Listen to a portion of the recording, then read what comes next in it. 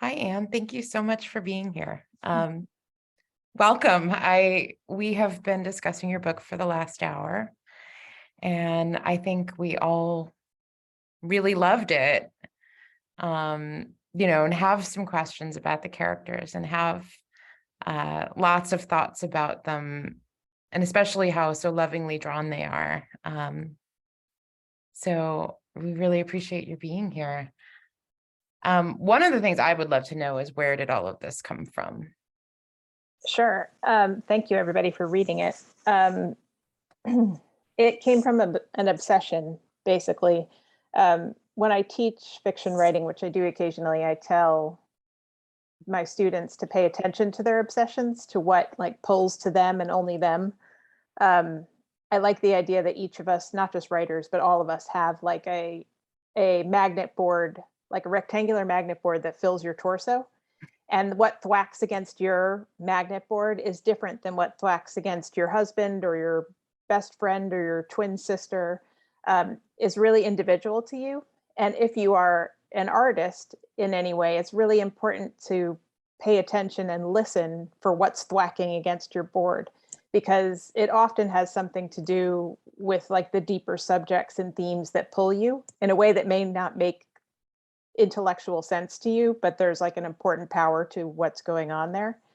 And you have to pay attention because our world is so noisy and we're always being told what we should be paying attention to or what we should be interested in. It can be really easy to just go along with the flow of that and not to listen carefully and be like, oh, you know what? I really want to watch that 9-part documentary about mushrooms. I don't know why, but I'm going to do it anyway, even though I feel a little bit weird. And actually, I tell my students that a sign that your obsession probably does have something to do with your work or the themes that you're interested in is that it makes you a little uncomfortable. It's not something you ever would choose to be obsessed with. And what The Origin of Dear Edward is a good example of that, because I became obsessed with a real plane crash that happened in 2010. There was a flight from South Africa bound for London, and it crashed in Libya. And it was mostly Danish passengers on board that were on their way home from holiday in South Africa. And there was only one survivor of that crash, and it was a 9-year-old Dutch boy. And they found him about a half mile away from the rest of the wreckage, and he was still buckled into his airplane seat. And he had a punctured lung and a broken leg, but he was otherwise completely fine. And everyone else on board, including his parents and his brother, had died immediately. Wow. And I was completely obsessed with this news story from the moment it happened. And very few people remember it now because so many terrible things have happened every year since then.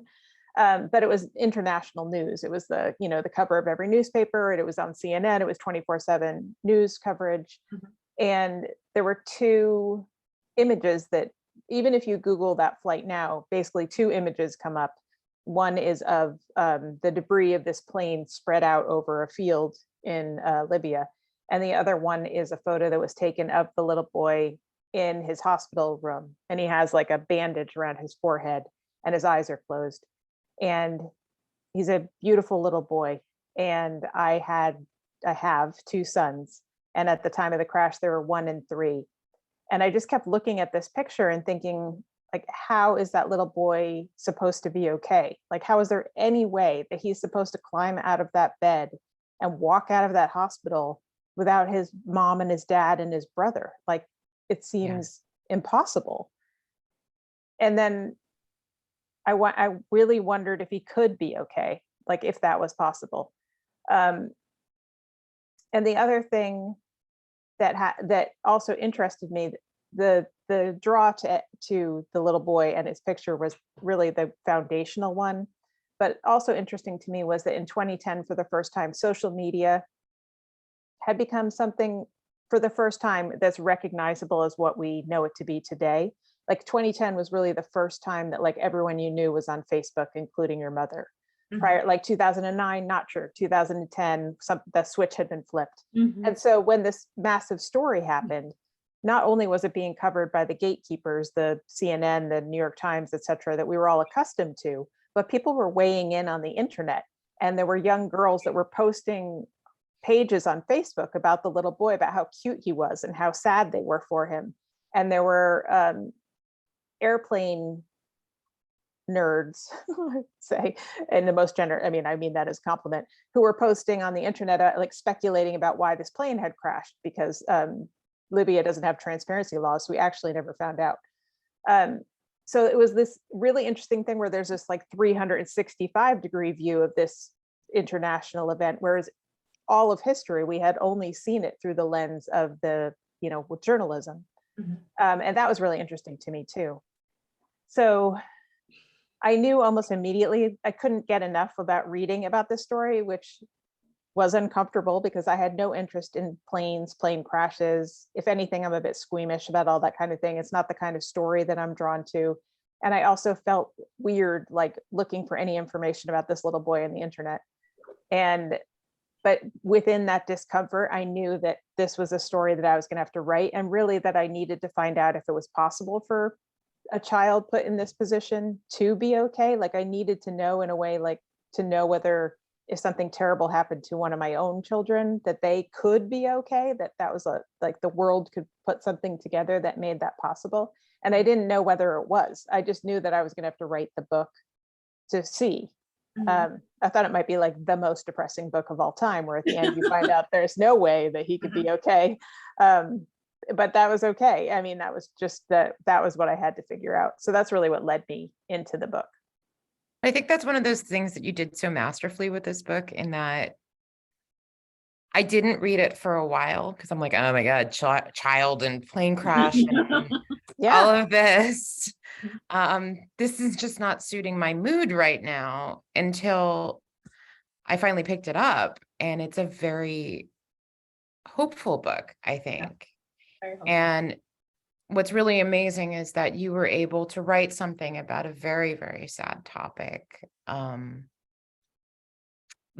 that reads in a lighter way, if that makes sense. Like I didn't feel like I had to just slog my way through this book because it was just so sad. You made these people really alive.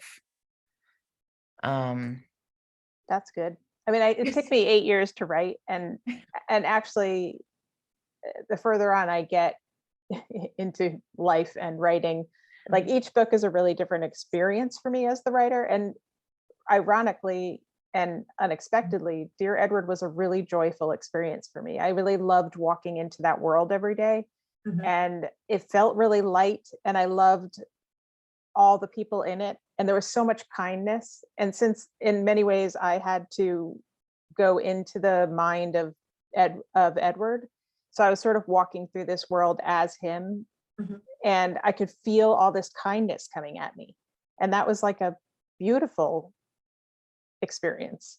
So I didn't feel, I could feel the weight, but I also felt all the kindness too. And I agree with you. In many ways, I wouldn't have read this book until about 8 people recommended it to me, because I like, it's not, I didn't want to write a book about a plane crash. I wouldn't want to read a book about a plane crash. Right. I mean, one of my favorite books is Station 11 by Emily St. John Mandel. And I avoided that book for like 2 years because I was like, I do not like post-apocalyptic literature. It's too upsetting for me. And then enough people recommended it that I was like, okay, fine. And then I was like, oh my God, I love this book so much. Just don't read it between 2020 and 2022. Which thank God I didn't. Thank goodness. I wouldn't have actually. Then that would have, no matter how many people recommended it, I probably still would have stayed away. But that's there's like, to me, that's like a genre in itself where like, I'm like, that's not the kind of book I like to read. And yet this is the kind of book that I wrote. And there are times where I read that kind of book and I'm like, oh my goodness, like, I'm so glad I didn't stay away. I'm not saying that about Dear Edward. I'm saying, I'm saying for books like that. You mentioned the kindness, and that was one of the things I really wanted to ask you about, because it comes through so strongly. And was kindness part of a guiding factor in the writing, or was it something that came through as you were writing it? Yeah, I really didn't know what was going to show up I knew he was going to get adopted by his aunt and uncle. The Danish little boy was actually adopted by his aunt and uncle. Um,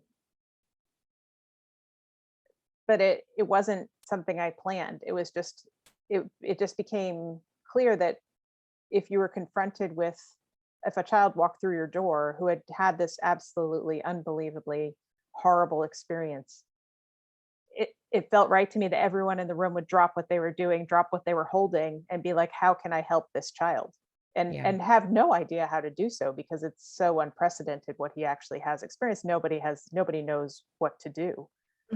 When Shay says to him at some point, like, I think if you asked my mother for her car keys, she would hand them over, because like everyone's just like, can we make him feel good for 2 minutes? You know? Yeah. Yeah.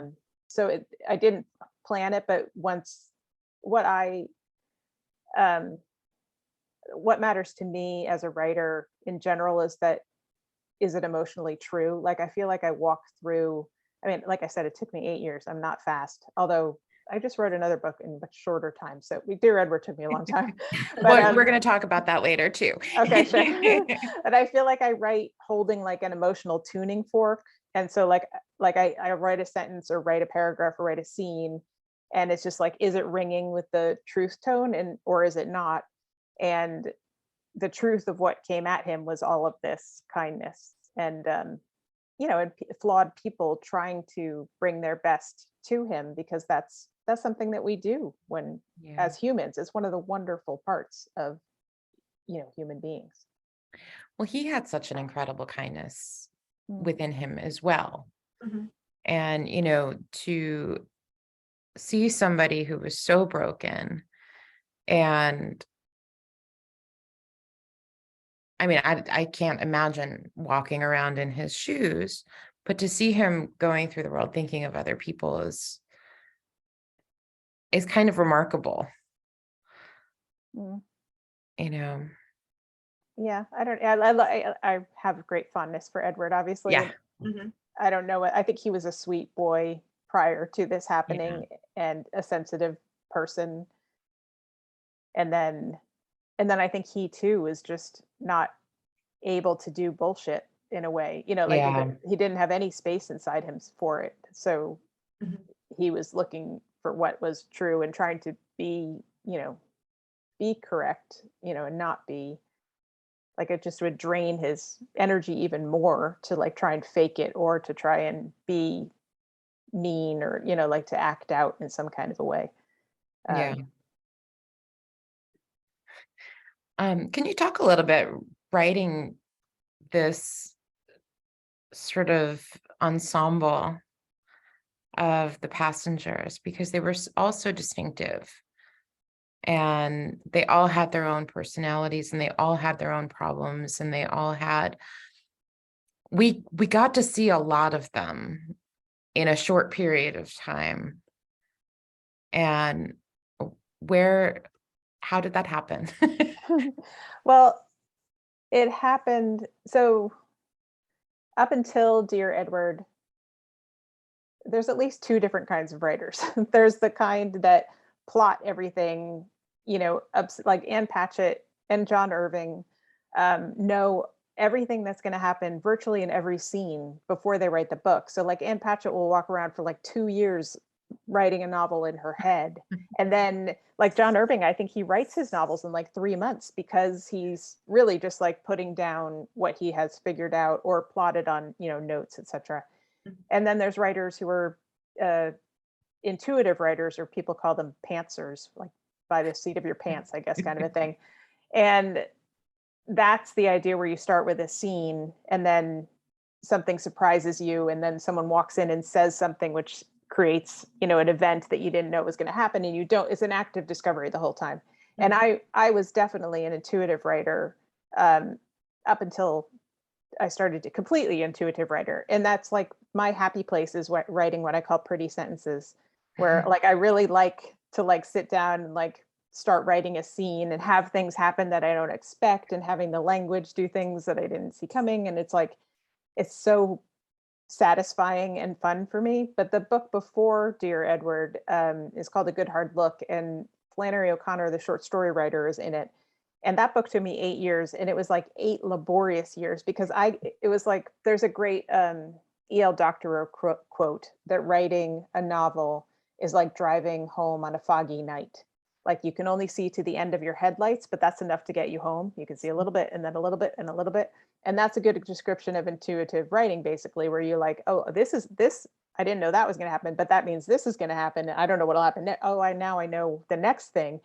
But in writing the Flannery O'Connor book, I got home eventually, but I drove in like figure eights for like 7 years, like all over. I wrote like 400 pages that got cut. I was following massive tangents. I was writing backstory that it was so, and the whole time I was terrified that I wasn't going to do justice to Flannery O'Connor, who I didn't want to be in the book in the first place. She just showed up and I was like, oh my God, I'm from the North and you can't write about a Southern literary icon. Like, this is bad. It's all bad. So it was like a very stressful book to write. And and my husband at the end of it, having watched me go through those 8 years, was like, if writing is a labor of love, like you're not doing this for money, etc. You're doing this because you're compelled to do it and it's who you are, then you should probably like try to make it so that you can enjoy it. And he was like, he was like, I am challenging you to do the next one differently, whatever the next one is. And he was like, I think you should take the first year and not let yourself write pretty sentences, but spend that a year thinking about it and taking notes and doing research. And I got very annoyed because that was not what I wanted to hear. But he was right. Like, so my problem, or a problem, as I was that I can write the pretty sentences, etc., but I can't engage my analytical brain while I'm writing lyrically. So taking the year and thinking and researching was incredibly valuable. And when I knew that half the book basically was going to take place on this plane, as a writer, that was really exciting because everyone flies. Usually you're writing about like a family on a dead end and you're very limited in the demographics of who you're going to write about. But every type of person flies. And so I knew I wanted to follow passengers who were different from each other. And so I really thought about who I wanted to follow. And I did research for like different people, for like Crispin, the octogenarian billionaire, basically in First Class. I read Jack Welch's book. He ran GE for like 40 years. It's called Jack Straight from the Gut. And it's very funny. It's not supposed to be funny, but it's very funny. And then I read a really wonderful nonfiction book called War by Sebastian Junger, the guy who wrote The Perfect Storm, for Benjamin. And I also have a close friend who's been in the Army for like 30 years. So I spoke to him. I read a book about math by David Foster Wallace for the dad. And then also a friend of mine is a pure mathematician, and which had always fascinated me because it's like completely unlike what we think of math. And then my husband had also challenged me during that year to read outside of my normal, like, kind of reading, genre reading. So I actually read a lot of graphic novels that year, a lot of nonfiction too, but a lot of graphic novels. And one of the things that I read was Neil Gaiman's Sandman series, which is, spectacular. And Gaiman he's like, oh, time, distance, dreams, nightmare, like, it's all real. Like, we're knocking down every boundary that you think exists. Like, I can't write about that. Of course you can. And by reading that, I was like, why can't I have a character who, has lived more than one life or believes that she has lived more than life? So really, Florida came from reading Gaiman. So by the time I actually started writing, I really knew who those people were.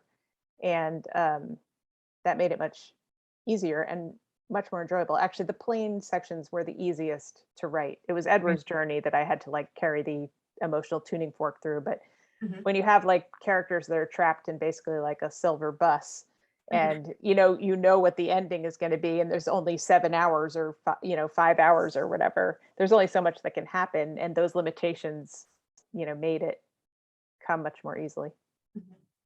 Well, they really come through very vividly. So good job. Thank you. Do you have a favorite passenger? That's Florida. I think she's great. But I I really do have there's nobody I dislike, but probably Florida and Principal Arundi are my favorite characters outside of, you know, Edward. Yeah. Yeah, we were just talking about Principal Arundi as you were signing in. Yeah.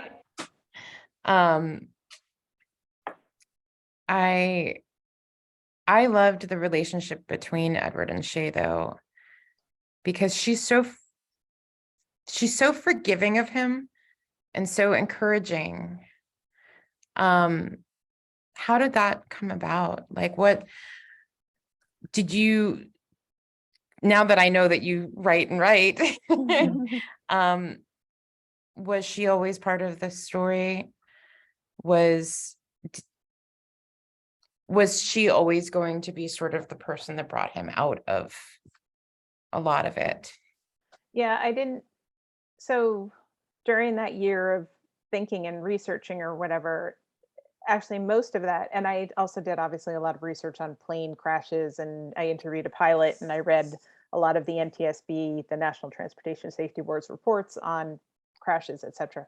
So the majority of my thinking, whatever, was about what happened on the plane and how was this plane going to crash and how could I make it realistic and not like, you know, melodramatic, etc. When I tried to think about what was going to happen on the ground to Edward, I really couldn't, because I think that I had to find out like emotionally, and I had to actually write it to find out. So I only knew two things before I started. I knew that he was going to get adopted by his aunt and uncle. I knew that they were going to live in, I'm blanking on the name of the town, Greenwood Lake, like in New York, New Jersey, because it was near where I grew up. And I knew that I had this idea that there was going to be this girl his age who lived next door, and that he was going to end up sleeping on her floor. But I had that idea, but I was like, I don't know why how would that happen? Why would that be? That seems weird. I don't know if that's going to stick or not.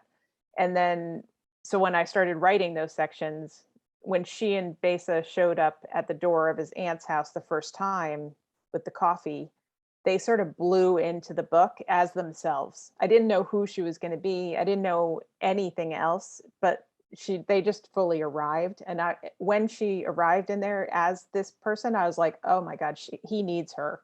Like, this is like the breath of fresh air that like the book needs and Edward needs. And also I knew on some level that he misses the loss of his brother is like the deepest loss for him. And in those first weeks and months, I think he goes to sleep on her floor because he needs to be by another child. It was like the physical loss of his brother is so terrible that just being by another breathing child keeps him somewhat more intact. And that's why he ends up sleeping on her floor. It's not really about her. It's really just that she is a kid, and she's a kid around the same age as him and his brother. And then it all built from there. But it really made sense to me from the beginning because she needed him too. Like, she was a loner, she was a weirdo, and I mean that in a positive way too, obviously. But she wasn't going to be friends with a normal kid, and he wasn't a normal kid. So like, you know, she gave him that, and he gave her an equal amount. It seems that she really saw him as a regular kid in a way. I mean, other than the Harry Potter magic and all of that made me laugh so hard. But it seems like she really saw him in a way that maybe nobody else did.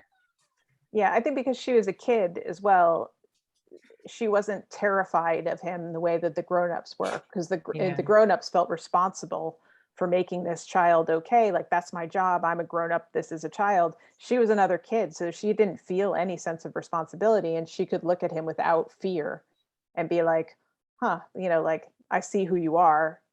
I can see that you're going to need some help. And I'm going to be honest with you. And that was incredibly valuable to him, because everyone else would have lied to him, or, you know, they wanted to tell him whatever they felt like would help, but that wasn't her concern. One of the things that came up in our conversation is John and his motivations. And some of our members said that they just really didn't trust him at first. And, you know, they were sort of waiting for something to go bad. And I mean, I didn't really think he was going to do anything, but I thought it was an interesting thing to come up. So would love to know a little bit about his character. And, I mean, it seems like their whole family's clearly going through a lot. Mhm, Um, and I think, like, I took it as he was really doing a lot to protect Edward, mhm, but I think it could also be seen that he's trying to keep something from him. So mhm. how did you sort of see John as a character? Well, initially, it felt important to me that their lives, his aunt and uncle, not be sort of in this sort of like passive open life where like, oh, okay, we can take in a broken child who like no, they're in the middle of their own life. Like they have their own things going on, they have their own traumas and upsets, and then of course also Lacey has just lost her sister. Right. So it was important to me that he arrive into a mess because it would be a mess. And their marriage is a mess when he arrives because of fertility, etc., in the disagreement that they have about continuing to try to have a child naturally. Um, and it's interesting. I feel like the distrust of John is like a comment on the patriarchy or something. Like that we would assume that the that the male caregiver couldn't be um, a good guy, which never occurred to me. Occurred to It's me. so funny. But yeah, to me, he was always trying to protect him. I understood, and I think that he wasn't entirely right. Like he was trying to control the situation, Yeah. and he was trying to control an uncontrollable situation. And I think that's a very natural instinct. And I also think that people sending those letters to Edward is inappropriate, and that he was right, at least initially, to hide them from him. Um, because there's no way that Edward could have handled it if he had been given them in the wake of the crash. Like when he found them himself a couple of years later, he was able to, engage with them. But he would have just gone, I think, into a deeper like fugue state if he had been, confronted with that right away. So I don't think John's instincts were wrong. I think he's an inarticulate man in a way that some men are inarticulate, but very well meaning and just sort of desperate to help and to do the right thing and to save somebody because he had been unable to save the babies that his wife had lost. He was unable to save, his wife from going through what they went through, and unable to save his brother-in-law and sister-in-law and other nephew. So I felt like it all came from that place, like just Mm. kind of like a white knuckled, we cannot lose this kid too. We have to find a way to protect him. And Lacey doesn't agree with that stance, and that's understandable too. It's just really complicated, and it's Yeah. almost impossible to protect this child. So there's almost no right way to go about it. Yeah. We talked a lot about the intentions with the letters Mm, as well, because I think you're right. They wouldn't have been comforting in any way. And it seemed like everybody sort of had their own agenda. And he's a remarkable kid in that he's able, when he does get his hands on them, he's able to process it in a way that he's not feeling responsible for, living the lives of these other 199 people, which is crazy, but mhm. um that he wants to do some good to sort of honor them without allowing that sort of outward pressure to bubble up. um I think the letters allow him to engage with life again, and also show him that other people sort of have gone through their own, I don't like the word trauma, but like just terrible path through the same event that he was involved in. And I think the letter showed up for me in a fairly early draft. I didn't know that was going to happen, but he found them initially in like an attic.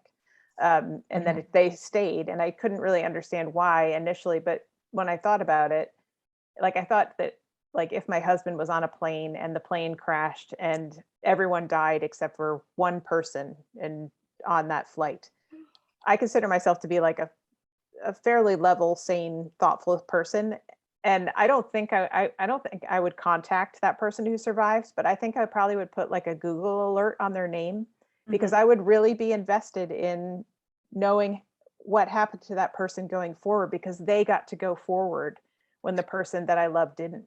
Yeah. And that just puts a weight on that person. And I think if I wasn't level, etc., then I might write to that Yeah. person, just because you want to reach out and connect to them in a way too, because they're still alive and the person that you lost is gone. Yeah. So that felt like a very human, particularly in the wake of the actual event, for people to do, thinking they're being well-meaning even, Yeah. and just wanting to be like, you're lucky, and also you're here. So I could say something to you, and I can't say something to this person that I wish I could. Um, Yeah. so it's that complicated too. But I think it does, because of when he finds them, and it gives him a place. It like allows him to take steps forward. He finds out obviously about his brother's girlfriend, and it gives Yeah. him action to take, and he's not had any action. Right. Mm. It was a really wonderful way of bringing it all together. Um, so I would like to switch gears a little bit and ask you about the adaptation. I know it's in progress. I live on the block that Lacey and John live on. So, Oh, so really? it was filming all around my house Oh, all it's on summer. that close. Wow. Yeah. Yeah. In So Nyack, like, right? you know, trailers surrounding my Oh, whole that's so house all funny. summer. So, Yeah. so what's it like to have that process happening? Because I imagine it must be kind of weird. Yeah, it's totally weird. Um, it's like make believe and fun, like, because what in reality what happens is, well, at least what happened to me is, like Hollywood people are interested, and you're like, okay, and then you talk to some Hollywood people, and then the way in which I was most lucky was that the person who optioned it is a man named Jason Katims, and he's the creator and writer of like Friday Night Lights and Parenthood. And Friday Night Lights is like one of my favorite shows in the world. He's a really wonderful writer, obviously.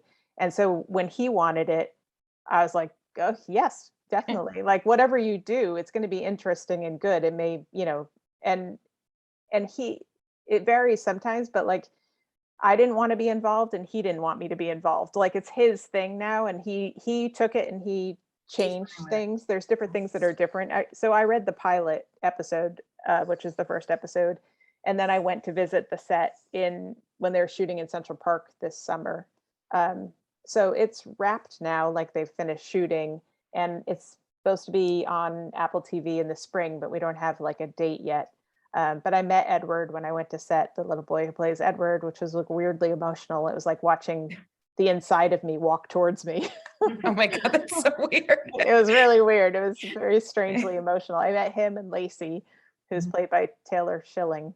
Um, but to me, like the way I look at it is like, it's just fun. Like I'm like, Okay. it's amazing that something that I wrote inside myself is being reimagined in this other medium that has nothing to do with me. And they brought in like an entire plane to a hangar in Queens so they could shoot the crash scenes. Like they like broke up a 747 and drove different parts of it through the city to get to this thing in Queens. And they had upstate, there was a swath of land that they used, which that's where the crash was. So they had all the debris there, and then that's where they go back to for the memorial.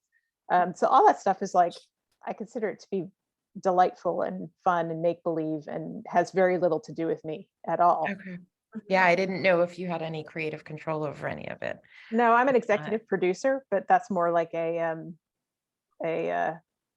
act of like generosity, or like respect or whatever. Yeah. Yeah. Okay, interesting. Mhm. Yeah, that was ultimately the reminder to read this book, Oh. was all the film crews Sure. all over. So I was like, well, clearly I'm going to read this book and I'll send you an email and see what happens. Yeah. So thank you. Sure. Um, I also know you have a new book coming out. Mhm. I'm about a third of the way through reading it. Oh, really? Yeah. Professional courtesies Mhm. is one of those things. Yes. How similar an experience was it for you to write that? Very different, actually. So it's called Hello Beautiful. It's coming out in March, and I wrote it in 2 years, which is, like I told you, Dear Edward took 8 years, and the year before that, the book before that took 8 years too. Um, and certainly part of that was that I had very small children and couldn't afford childcare. So, and writing has always been like a guilty. Pleasure. Yeah, it is a pleasure, but I wouldn't describe it as like, it's not like eating Doritos or anything, but Mhm. it was like, it's always felt to me, it's very necessary for like my mental health. I get depressed if I don't write. So there have been many years where I wrote um because I feel like I have to. And want to, but it's not for the external anything. So particularly for when I was writing Dear Edward, it took so long, but I loved writing it so much. And at that point I had two novels that had come out, but they hadn't sold very many copies. They hadn't done very well. They've been well reviewed. Um, but I didn't think necessarily that I was going to be able to publish Dear Edward, because I was what is known as a mid-list writer at that point, which means basically like middle-aged, and you're not an exciting debut. And I had prior publishing history that was unimpressive. So like that, it was possible that no one would want to buy this book. Um, and so I was, shocked when when I did sell it, and there was like a bidding war, and then Jenna Bush chose it for her book club, and then it got optioned for a show. I mean, to say it exceeded my wildest expectations is like an understatement. 'Cause, like, I honestly thought I was writing it for myself, and that was okay. Like what I really needed, like I loved writing that book, and I wanted to do the story justice, and that was the most important thing to me. And the most important thing for me in general is to write a book that I'm proud of, because I have no writer has really any control over what happens after that. Like there's a lot of luck involved. Like I have an amazing agent, which is part of why it sold. And it was lucky that Jenna Bush, that like the Random House put enough money into the book that they then put it in front of Jenna Bush, because they like Jenna Bush only gets sent like books that the publishing houses are excited about, or have invested in. So like if I'd had a different agent, and it had, this is like all the behind the scenes sausage making stuff, but like only quote unquote big books get sent to the book clubs, to Reese Witherspoon, to Jenna Bush, or whatever. Um, so it was all very, very lucky. And then, but with the biggest thing that changed for me with selling Dear Edward and having all this, real shift in my quote unquote career, was that for the first time in my life, I didn't feel guilty about writing. I literally had felt guilty about writing every time I wrote. And I was 46 when Dear Edward sold. And that was like having this like enormous weight lifted off me. Like I no longer, you know, felt guilty every time I sat down to write, which meant I could sit down to write whenever I wanted to and feel like, oh my God, this actually is my job, and I am supporting my family in a way that I never have before. And that's part of why Hello Beautiful I wrote in 2 years, but I also started it. I did the 1 year of thinking and planning and research, basically from when Dear Edward came out, which was the beginning, or no, from when I finished Dear Edward. Um, and then so the year ran out about when the pandemic started, April 2020. I started writing Hello Beautiful, and my dad died at like almost the same time, and he'd been unwell. But we weren't able to go because of the beginning of the pandemic. We weren't able to be with him or my mother or anything, and it was really difficult. Mm. And I really felt like diving into this fictional world like saved me, and also allowed me to like feel and show and experience all these things that you couldn't at that moment in real life. And I wrote like I've never, like I couldn't write enough, and I felt like the story kind of raced out of me. And so it was a very different, the Dear Edward, I really had this sense that I walked into it every day when I was writing it. And I think in part because I could only have little bits of time where I was able to, because I felt guilty and I had other things to do and children to watch and other ways to try and make money. But Hello Beautiful, like it felt like it existed inside of me. And it was like I had a fever and I had to like figure it out and I had to get it right in order to like make the fever break and to like get it out of me. It was more like being pregnant for like 2 years as opposed to going into another world. So it was like, it was very intense experience, but like also very satisfying and gratifying, but it was different. Sounds very intense, but Yeah. I'll tell you, I'm really enjoying it. So it's really great. So I know that once it comes out, I will be recommending it widely. Oh, thank you. I'm proud of Um, it. That's all I can say. Good. It's great. It's really, it's really enjoyable. I've been hogging the conversation. Does anybody have any questions for Anne? Yeah. Okay, I did. Jump right in. I was just wondering about how you came to write the voice of Edward, how you found his voice, because he is a young person, and I just wondered how you developed that. That's a great question. I think because my entry into the story was this sort of fixation on this little boy who had gone through it. I think that's why he was a boy, and the actual boy was 9. I made Edward 12 because I wanted him to be a little more cognizant and a little more able to understand what he had gone through. Mhm. But I think from the very beginning, I was in this little boy thinking, how can he be okay? And that was where I had to live to try to walk through it with him. So I don't know how to explain it other than that was for me where the question marks were, and that was where I had to live to make sense of it. And so um it's a combination of that and like I actually love going into different people's heads. It's like it's a strength and a weakness. When I first started writing this Dear Edward, I also went into like John and Lacey's head and Shay and Besa.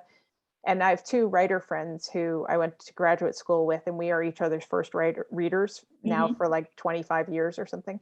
And they were like, it's too many voices. Like you should just be with Edward on the ground, and then you can go into different voices on the plane. And they were exactly right. Like it was too disorienting, and really it was Edward that we needed to be in. So I just felt like I stepped into him every day. I mean, I had 2 little boys, but they were little, like they're Well, yeah, there's a big difference between you saying you had a 2-year-old right. So yeah, the no, 12-year-old, yeah, that's an interesting age to yeah. focus on. Yeah. Yeah, I mean, I think it is an interesting age as a human. Like, I think it's like they're not quite teenagers yet, but they are, they are themselves. They're fully, um, they're very naturally and instinctually who they are, and they haven't yet, put on airs or tried to hide aspects of themselves, etc. But Mhm. it was just more like that was where I needed to be, and being in his head felt natural to me. Okay, thank you. Thanks. Does anybody else have a question for Anne?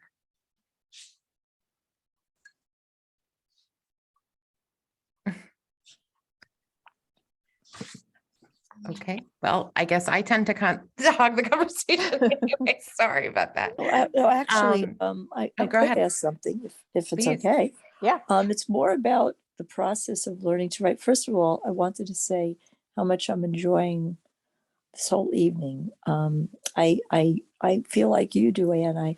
I have a passion for writing, and I write in my head. I live in my head all day long. When I'm driving, I'm writing. I'm just there.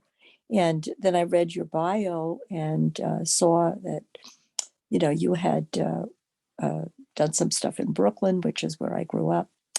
And the moderator tonight I recognized her right away because I used to go to Valley Cottage Library and see her there often. So I was so happy to see her as well.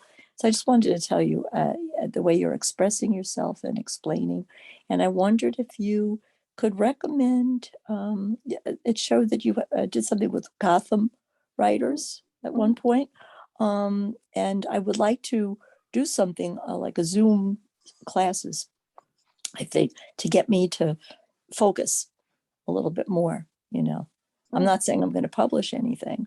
I write for my grandchildren. I write children's books for them. I do physics for them, all kinds of things that I could express that make me happy. But I would like to go further, you know, especially in poetry. So I wonder if you had any recommendations. But Yeah, I'm just sure. putting you on the spot. But you No, know. no. I mean, that's a great question. I worked for 7 years as an editor for a literary magazine called One Story, which is in Brooklyn.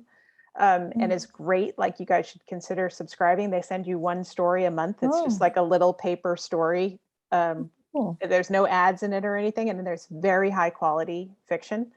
And they have, if you go to One Story Literary Magazine's website, they often have an education section, and they have wonderful online classes. I've taught a couple of them.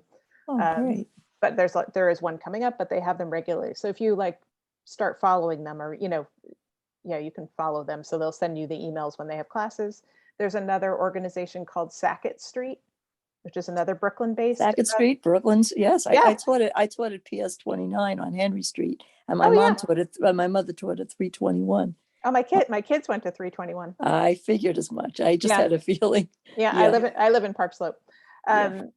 So yeah, Sackett Street is also a writing workshop. Like, Yeah. they just do classes, so you can look on their website and see what they have. Great. And Gotham is also great too. Gotham Writers Workshop. So there's lots of really good options. Right. And really just having sort of that accountability and having Mm-hmm. a place to show up, and even having other people read your work, can be incredibly helpful and enjoyable, for that matter. Yeah, you had said, just one more. You had said that you have a network of people that do your first reads. What I find, I have had a writers group, and they would come and bring these huge, massive pieces of work, and almost like I would have another job to read their work. And more often than not, I read. I didn't write as much as I was reading, and I would give feedback. But I didn't feel I was at the level that I could really help them. You know, I could only say I felt welcomed in your writing. I felt like I could approach it, or it invited me. But I really couldn't give them specific tips on how to adjust things. I didn't have the language. So I want to know more. That's, but how do you get, when you're in a group, how do you get to, I'm amazed that you have people first read your work. What a gift. That's so fantastic. It is fantastic and incredibly necessary. I mean, no matter how like proficient you are, when you're writing it, you think it's like you're in the river with the book, like you're with the story, you're like going down the river with it. And you need someone who's standing on the banks of the river who can look and be like, there's a left turn up ahead you might want to consider, or, like it's the water's turning green, like things that you can't see because you're in it with them. So like, it's incredibly valuable to have people read even just to tell you what's good, because even when you're in it, you don't really necessarily have a sense of what's good. That can be very validating too. Good luck finding. Thank you so much. Yes, thank you so much. Thank you. We may have time for maybe one more, and then I'm going to get kicked out of the library if I'm not careful. Does anybody have any other questions? All right. I guess not.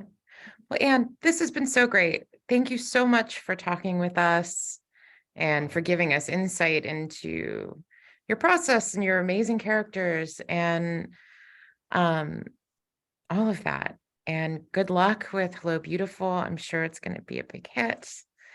And, I'm looking forward to the TV show and everything. So thank you so much for spending your time with us. Oh, thank you for having me. And thank you for reading the book, everybody. It's very kind of you. Oh, thank you. Wonderful. Loved it. Thank you. Oh, Thank you. thanks. right. It was nice meeting you all. Take care. Thanks so much, everybody. Bye. Thank you All so right, much. have a good night. Thank you. Bye.